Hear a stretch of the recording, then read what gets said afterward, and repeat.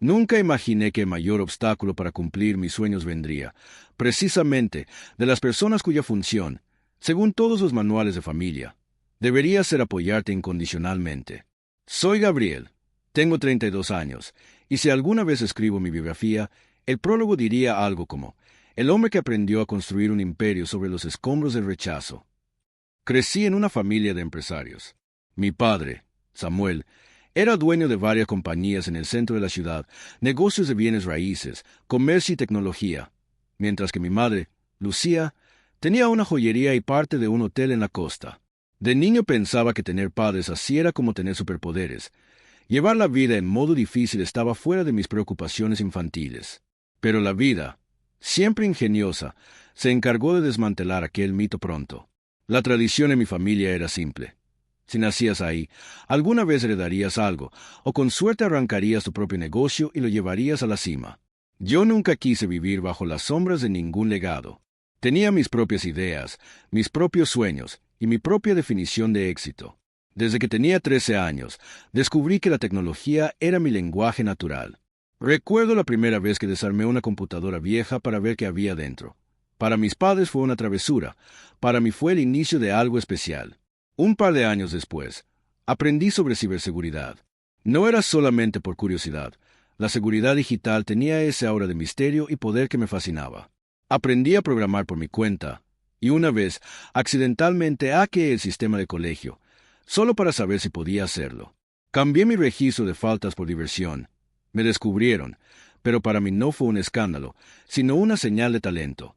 Pasé la adolescencia sumido en cursos, tutoriales, foros y noches de café programando bases de datos y sistemas de encriptación. Al graduarme en ciencias informáticas, tenía dos certezas. Amaba la seguridad digital y era un campo donde podía prosperar. Pero había un obstáculo gigantesco y omnipresente, el capital inicial. Sabía que podía empezar de manera modesta, desde mi habitación, tomando trabajos de freelance y escalando poco a poco. Sin embargo, tenía una meta mucho más ambiciosa: construir una firma propia de ciberseguridad, con identidad, personal, clientes de alto perfil y capacidad para expandirse. La clase de empresa que podía dejar huella, no solo en mi vida, sino en la industria. Hice todo lo que se supone que debe hacerse. Desarrollé un plan de negocio sólido, investigué el mercado, mapeé las oportunidades y riesgos, calculé presupuestos. Todo fue diseñado para impresionar incluso al más escéptico. Una mañana decidí sentarme con mis padres y exponerles mi proyecto. Buscaba un préstamo, no una donación. Prometí intereses y devolución. Estaba convencido de que era una inversión segura. Recuerdo la escena como si la tuviera grabada en la memoria. La luz de la mañana filtrando por las cortinas, mis gráficas ordenadas, las palabras ensayadas y ese fuego en la mirada de quien sabe que está dando el primer paso en algo grande. Pero las respuestas que obtuve fueron frías, incluso dolorosas. Gabriel, hijo, te queremos. Pero no creemos que estés listo para dirigir una empresa, dijo mi padre, con su tono medido, como si intentara evitar una herida mayor. Mi madre me miró con ese gesto compasivo que suelen reservar para cuando un niño sueña con ser astronauta y tiene temor al vértigo. Me explicaron que ser un buen programador no te convierte automáticamente en un buen empresario, que gestionar cuentas, empleados, pérdidas y ventas demandaba algo más que talento técnico. Insistieron en que invertir en mí era demasiado arriesgado. Salí de esa plática con el corazón hecho pedazos, pero no dispuesto a rendirme. Un mes después, mientras aún digería el rechazo, llegó la boda de mi primo Sebastián. Un evento fastuoso, de esos que parecen extraídos de películas. 3 días de celebraciones, fuentes de champán, bandas en vivo, y la familia vestida como si nadie conociera el significado de crisis financiera. Recuerdo que durante la recepción, Sebastián se acercó a mis padres y les agradeció públicamente el apoyo económico para su empresa hotelera. Yo, parado a unos metros, sentí que el suelo se abría bajo mis pies. Lo que había pedido, un préstamo para mi empresa, había sido rechazado, pero a mi primo sí le brindaron la ayuda sin pensarlo 2 veces. La traición fue profunda. No porque yo deseara el fracaso de Sebastián, sino por la clara diferencia en el trato. El mensaje era sencillo pero devastador. Confiaban en él, no en mí. Mi abuela Teresa, única persona en la familia con quien podía hablar sin miedo, se me acercó esa noche. Me escuchó descargar emociones, y con su sabiduría de décadas me dijo: Gabriel, hay quienes ven una versión de sí mismos en otros. Si tu padre ve a Sebastián como su reflejo, no significa que tú no valgas. Eres distinto, y ser distinto no es malo, es especial. Fue el empujón que necesitaba. La mañana siguiente, una llamada de mi abuelo Julián me sorprendió. No era hombre de palabras suaves ni conversaciones casuales. Me citó en su estudio, y tras escuchar mis sueños e inquietudes, hizo algo inesperado. Me entregó un cheque. Era suficiente para arrancar mi empresa en pequeño formato, contratar a un par de colegas, rentar una oficina modesta en una zona algo peligrosa pero funcional y, sobre todo, para demostrar que el apoyo puede cambiar vidas. Formé un equipo junto a mis mejores amigos de la universidad, Rodrigo y Sara, y juntos pusimos la firma en marcha. Fueron 2 años de infierno, jornadas maratónicas, fines de semana de comida instantánea, llamadas infinitas con clientes desconfiados y semanas sin descanso. La oficina era pequeña, incómoda y a veces la calefacción no funcionaba, pero era nuestro espacio, el escenario donde la historia se gestaba. Nuestro primer cliente importante fue una financiera mediana que había sufrido un ataque cibernético. Logramos no solo restablecer sus sistemas, sino diseñar una estrategia integral para que no volvieran a pasar por ese infierno. Esa primera victoria nos permitió mudarnos a una oficina mejor, y poco a poco comenzó a correr la voz. La firma de Gabriel ofrecía seguridad y resultados. El crecimiento fue lento pero constante. En 4 años abrimos sedes en 2 ciudades cercanas, y 1 año después una tercera. La empresa dejó de ser un proyecto experimental para convertirse en un referente. Ampliamos servicios hacia la consultoría de prevención de brechas, y descubrí que dar asesorías pagaba mejor que resolver emergencias. 5 años después, estaba en posición de pagarle a mi abuela el préstamo, con intereses, y de regalarle, junto a mi abuela, una casa nueva, nada ostentoso, pero sí cómoda y en el barrio que siempre habían soñado. No todo era color de rosa. El negocio hotelero de Sebastián no sobrevivió a la pandemia. Lo que comenzó como un sueño familiar terminó como una carga financiera para mis padres, quienes invirtieron aún más para rescatarlo. Al final, el hotel cerró y la familia quedó tambaleante. Sin embargo, mi empresa prosperaba, y todo lo que tenía se lo debía a los 2 únicos que apostaron por mí cuando nadie lo hizo. La fiesta del 50 aniversario de bodas de mis abuelos fue la ocasión perfecta para agradecerles. Hice todo lo posible para que fuera memorable. Alquilé un salón elegante, organicé música en vivo y reuní familiares y amigos de generaciones distintas. Cuando llegó el momento de brindar, recordé las palabras ensayadas, pero cambié mi discurso. No mentí, no endulcé la historia. Reconocí públicamente que si había logrado algo era gracias a la fe de mis abuelos, no a la red de apoyo familiar que mis padres presumían ante conocidos. El ambiente se tensó. Mis padres me miraron con sonrisas forzadas y al final, la confrontación estalló. ¿Por qué tenías que avergonzarnos así?, gritó mi padre cerca de la mesa de postres. No los avergoncé, solo dije la verdad.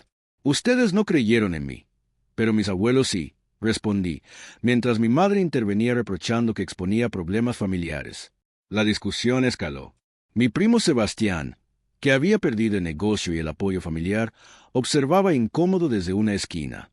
Mi padre alzó la voz, acusándome de desagradecido mientras yo le recordaba que dedicaron su dinero y confianza a mi primo, no a mí. Con el ambiente enrarecido y los invitados prestando más atención de la deseada, terminé por abandonar la fiesta. Sabía que había causado una escena, pero también había dejado claro, frente a todos y frente a mí mismo, de dónde provenía realmente el apoyo que me llevó a cumplir mis sueños. Esa noche no dormí. Mi abuela me envió un mensaje de texto.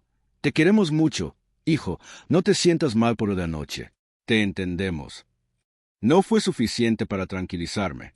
El conflicto familiar había alcanzado un punto de no retorno y sentí que, tras años de lucha por reconocimiento, la brecha era más profunda que nunca. Durante la semana siguiente, los rumores crecieron. Parientes comenzaron a llamarme y acusarme de manipular emocionalmente a mis abuelos para obtener dinero. Mi madre alegaba que yo hice sentir mal al abuelo o la abuela, que eso era manipulación. Intenté explicar, pero cuanto más lo hacía, más parecía avivar el fuego de la discordia. Finalmente, me vi obligado a bloquear a mis padres en redes sociales. Dejaron de ser una fuente de apoyo para convertirse, simplemente, en una fuente de conflicto y dolor.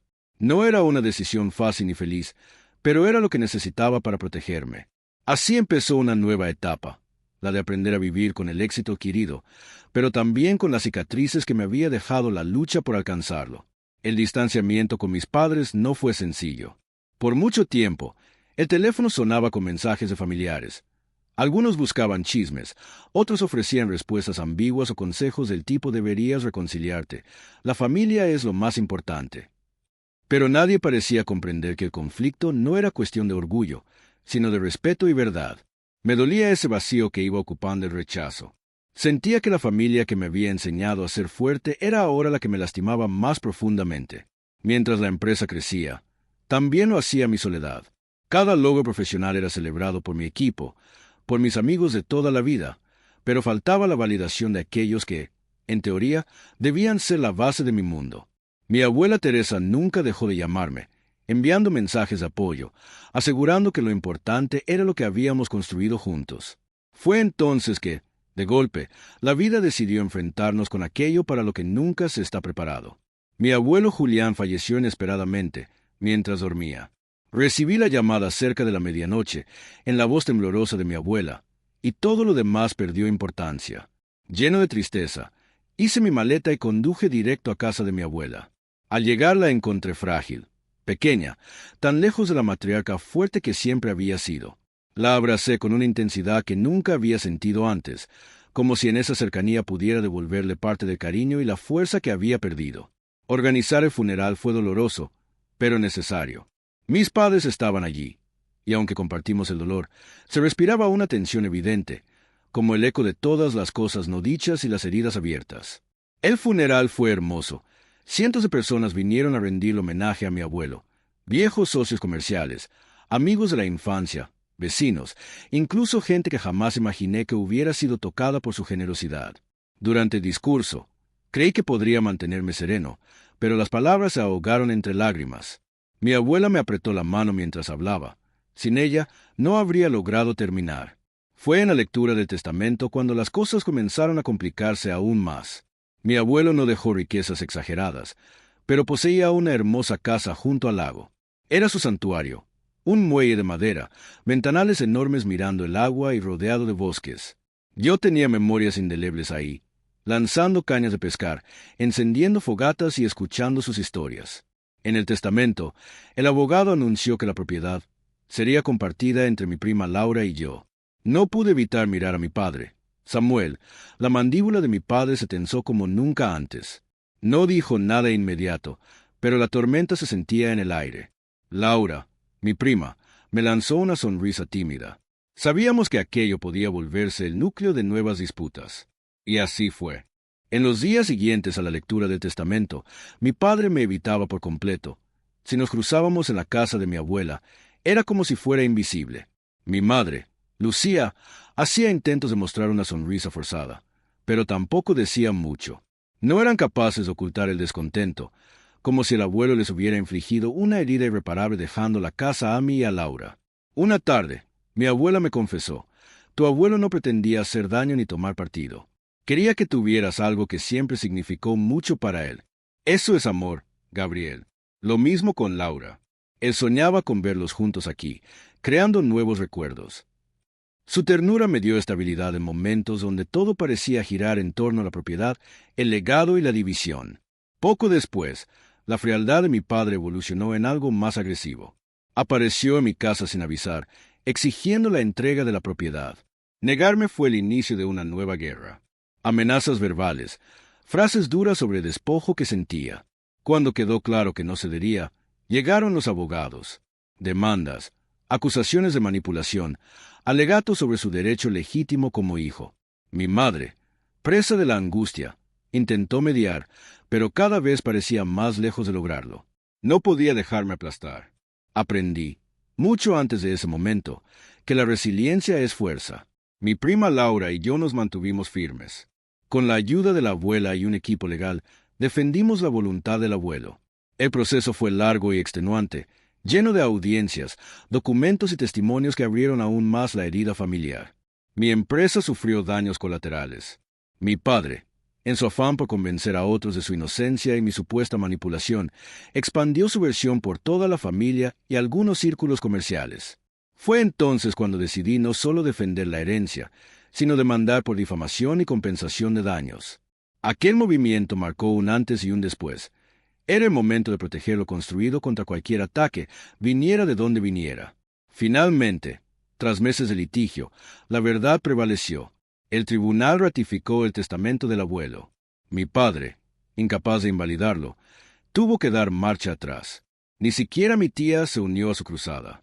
La abuela, siempre sabia, fue esencial en el juicio. Su testimonio desmontó cualquier duda sobre la intención del abuelo. Lo único que mi padre consiguió fue acumular deudas, perder parte de su empresa y dañar irremediablemente los vínculos familiares. De hecho, tuvo que vender propiedades para cubrir todo lo que gastó en abogados y pagar mi demanda. Los últimos encuentros con mi padre fueron breves y tensos. Una noche, en la cocina de la abuela, me dijo, «Esa casa del lago debía ser nuestra».